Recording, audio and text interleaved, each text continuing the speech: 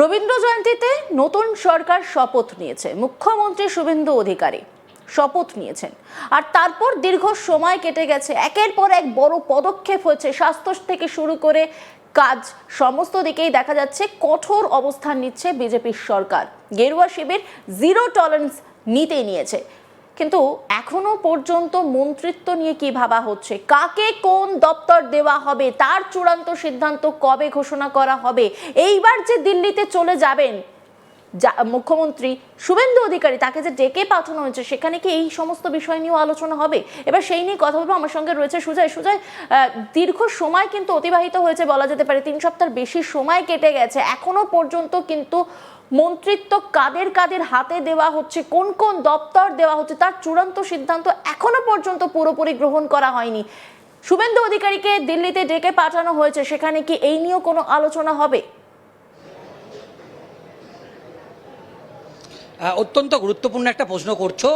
দেখো, তার যে এবারের যে দিল্লি সফর শুভেন্দু অধিকারী, সেখানে এই মন্ত্রিসভাটা অত্যন্ত গুরুত্বপূর্ণ, এবং এই মন্ত্রিসভা নিয়ে যে যে কয়েকটা বিষয় তোমাকে বললাম, তার মধ্যে এটাও একটা অত্যন্ত গুরুত্বপূর্ণ বিষয়। এবং ইতিমধ্যেই শুভেন্দু অধিকারী কিন্তু মুখ্যমন্ত্রী হবার পর এটা তার দ্বিতীয় দিল্লি সফর। তিনি প্রথম মুখ্যমন্ত্রী হবার পর তিনি দিল্লি গিয়েছিলেন, সেখানে তিনি প্রধানমন্ত্রী নরেন্দ্র মোদীর সঙ্গে দেখা করেছিলেন, স্বরাষ্ট্রমন্ত্রী তার সঙ্গে দেখা করেছিলেন, অমিত শাহের সঙ্গে, রাজনাথ সিংয়ের সঙ্গে দেখা করেছিলেন, প্রতিরক্ষামন্ত্রী। এবং এবারে তার দিল্লি সফরে মনে করা হচ্ছে যে মন্ত্রিসভা নিয়ে, দেখো, নতুন সরকার হবার পর এখনো পর্যন্ত 21 দিন হয়ে গিয়েছে, কিন্তু এখনো পর্যন্ত পূর্ণাঙ্গ যে ক্যাবিনেট, সেই ক্যাবিনেট কিন্তু এখনো পর্যন্ত তৈরি হয়নি। যদিও রথীন্দ্রনাথ বোস, তাকে কিন্তু স্পিকার করা হয়েছে, বিধানসভার স্পিকার, কিন্তু মন্ত্রিসভার যে সম্প্রসারণ সেটা কিন্তু হয়নি। তোমাকে একটা বিষয় মনে করাই, শুভেন্দু অধিকারী যখন দিল্লি সফর গিয়েছিলেন, তখন কিন্তু বিজেপি রাজ্য সভাপতি শ্রমিক ভট্টাচার্য তিনিও দিল্লিতে ছিলেন।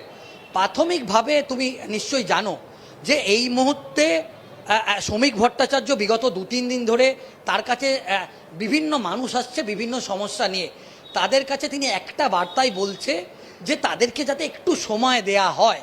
এবং শ্রমিক ভট্টাচার্য যে শিল্পপতিদের নিয়ে, যে শিল্প গোষ্ঠীদের নিয়ে তিনি যে একটি শিল্প সম্মেলনে তিনি যে যোগ দিলেন বলা যেতে পারে, সেখানেও শ্রমিক ভট্টাচার্য একটা বার্তা শিল্পপতিদের উদ্দেশ্যে দিলেন।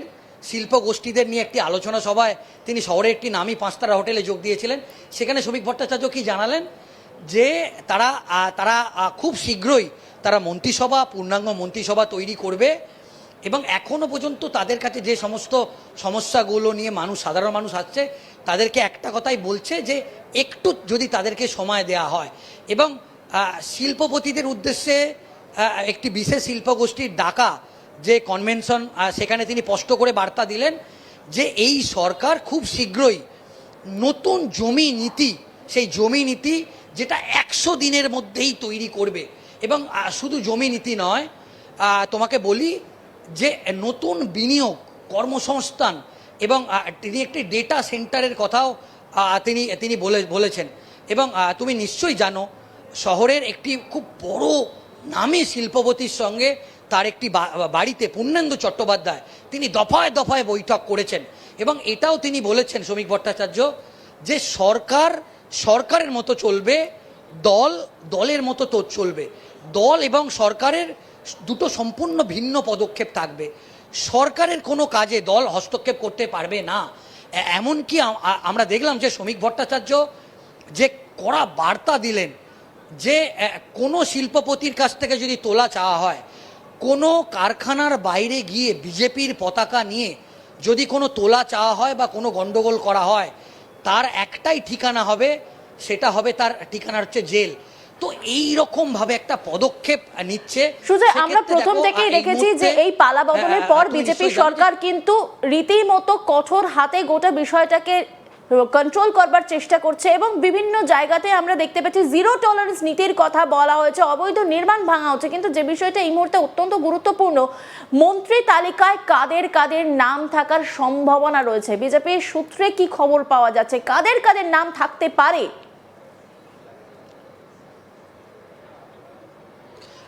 দেখো, প্রাথমিকভাবে তুমি নিশ্চয়ই জানো যে যে মন্ত্রিসভা প্রথম যে তালিকা, সেখানে তুমি দেখো রাজবংশী সম্প্রদায় থেকে শুরু করে মতুয়া সম্প্রদায় থেকে শুরু করে মানে সমস্ত সম্প্রদায়কে একটা প্রাধান্য দেওয়া হচ্ছে, আদিবাসী সম্প্রদায়।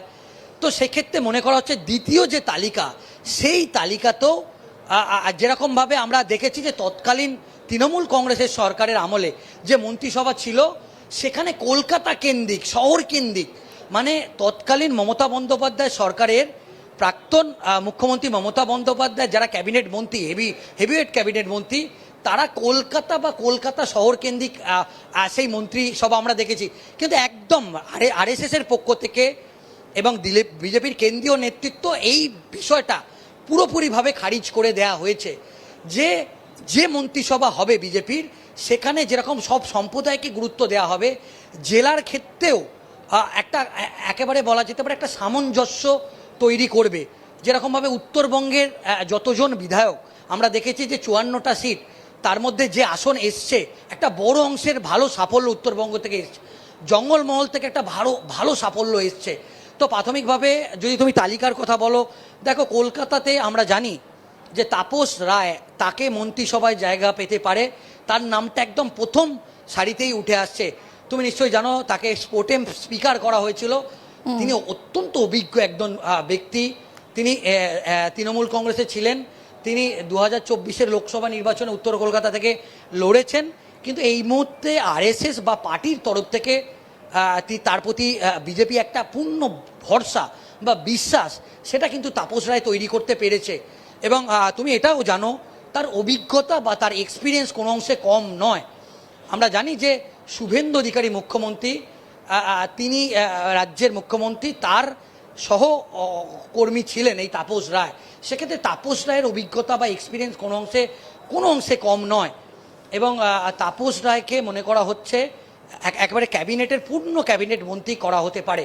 আমরা জানি যে রূপা গাঙ্গুলি, তিনি রাজ্যসভার সাংসদ ছিলেন, বিজেপির একেবারে আদি নেত্রী বলা যেতে পারে। এবং বিজেপির দিল্লিতে তার একেবারে সুপরিচিত, তার নাম নিয়ে চর্চা চলছে।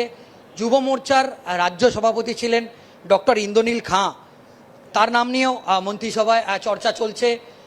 আমরা জানি যে আরএসএসের একেবারে ঘরের ছেলে বলা হয়, তো সেক্ষেত্রে তার নাম নিয়ে একটা চর্চা চলছে।